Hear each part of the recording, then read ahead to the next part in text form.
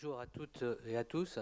Merci d'être là, de nous avoir rejoints pour ce moment un peu transitoire, puisque certains d'entre vous savent que depuis les attentats, et tout à l'heure peut-être vous nous direz un mot, puisque le CNRS est très mobilisé dans ce domaine, on a développé à l'espace éthique d'Île-de-France une réflexion sur les valeurs de la République.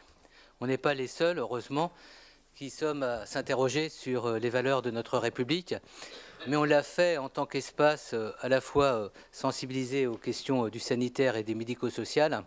Et c'est vrai que sur le terrain, des professionnels, des membres d'associations, mais aussi des personnes qui sont confrontées à la difficulté d'une maladie ou d'un handicap, défendent des valeurs de dignité, ne serait-ce que dans le courage de leurs engagements.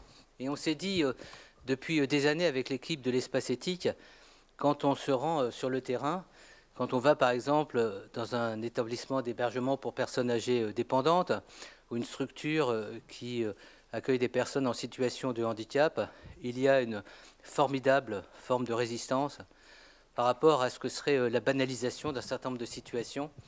Et on se dit quelquefois, alors moi je ne suis pas philosophe comme vous, mais que ce sont des personnes qui défendent notre société en ce qu'elle est, mais également contre une certaine forme d'indifférence et de barbarie. C'est pour nous ce qu'est un peu une éthique du soin, une éthique de l'engagement, un engagement pour des professionnels de plus en plus délicats dans le contexte actuel, des restrictions, des arbitrages qui ne privilégient pas toujours les valeurs ou les critères qui seraient conciliables avec nos conceptions de démocrates de ce que peut être l'éthique, notamment à l'égard de personnes en situation de vulnérabilité. Et donc, l'espace éthique de la PHP, qui est maintenant l'espace éthique d'Île-de-France, a été créé en 1995. On a constitué un réseau très dense de personnes qui partagent, qu'elles le disent ou pas, un certain nombre de valeurs.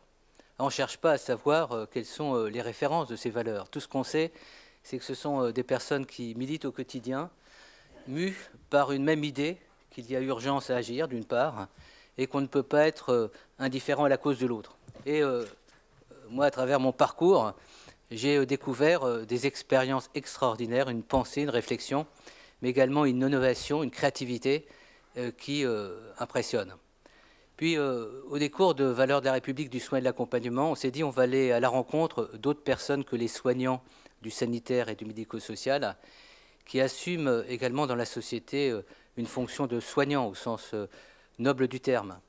Alors on a rencontré dans différents groupes de travail aussi bien des militaires, des policiers, des magistrats ou des magistrates, mais beaucoup d'autres personnes comme les enseignants par exemple sont avec la conscience qu'il y a aujourd'hui obligation de transmettre un certain nombre de valeurs dans un contexte compliqué, anomique, difficile. On est au Sénat et je remercie Alain Milot, le président de la Commission des affaires sociales du Sénat, de nous accueillir et de nous avoir accompagnés dans cette démarche.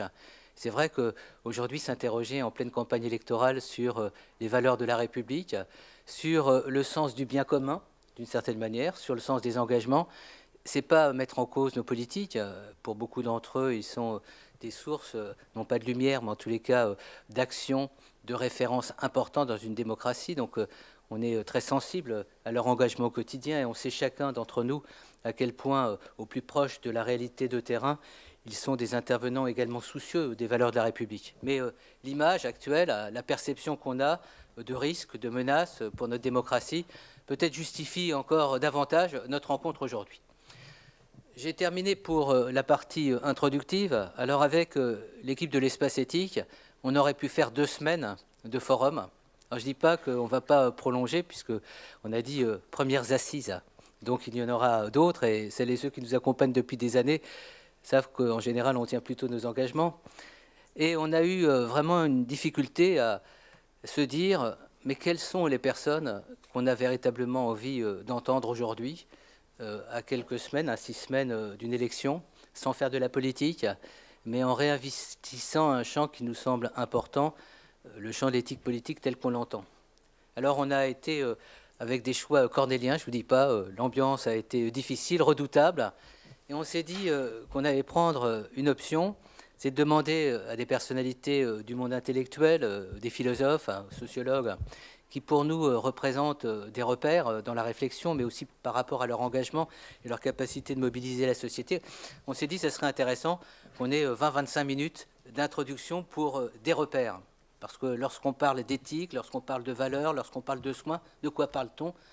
Et je trouvais que c'était assez important qu'on ait ces repères qui vont un peu stancer cette journée. Et puis on s'est dit, on va appréhender un certain nombre de situations. Alors elles auraient pu être plus diversifiées encore, mais encore une fois, c'est une première assise ou des premières assises. Et donc on a identifié des situations, et surtout ces situations nous renvoient à des personnalités, à des personnes qui sont quelquefois les anonymes de la société et qui bataillent au quotidien pour que notre société préserve un visage humain. Et je trouve que c'est important de les honorer ainsi.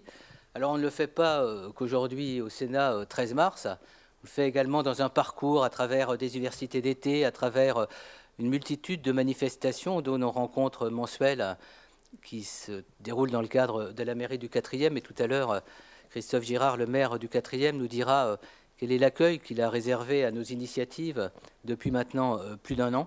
Donc on s'est dit, on va réunir des personnes, des personnalités, et puis d'une manière assez rapide, elles nous diront quelles sont les valeurs de leurs engagements, qu'est-ce qu'ils signifient, et le rôle qu'elles assument, chacune d'entre elles, dans la cité, autour d'elles, dans la proximité de leur militantisme.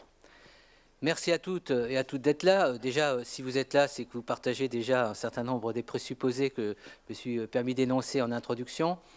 Vous présenterez nos excuses aux personnes qui n'ont pas pu s'inscrire depuis une semaine.